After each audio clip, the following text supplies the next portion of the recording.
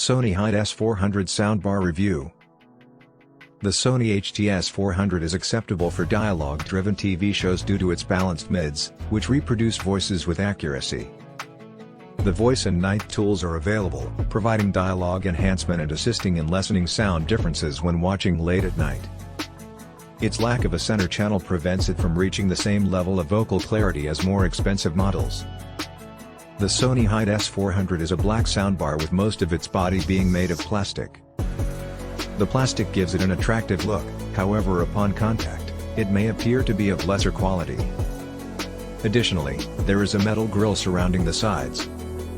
The subwoofer has a combination of wood and plastic construction.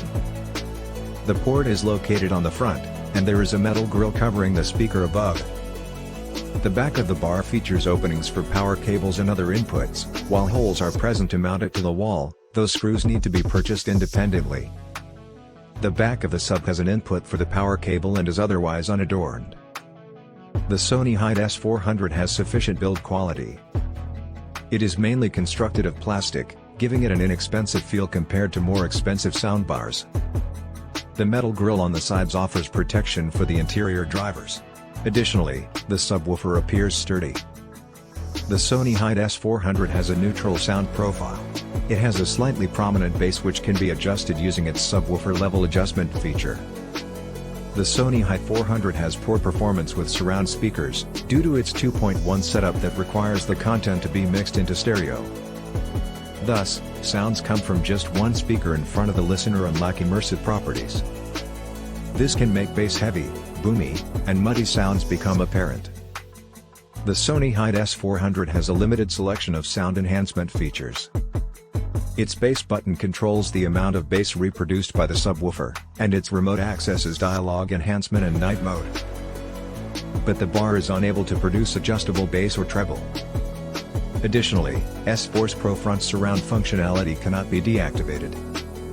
The Sony HT-S400 supports Dolby Digital over ARC, which is the most commonly used format for surround sound. However, it does not support lossless or object-focused formats, such as Dolby Atmos. The Sony HT-S400 has limited physical input options, with only an optical and HDMI connection. There is no full HDMI and for improved pass-through quality and no aux port to connect other devices such as smartphones.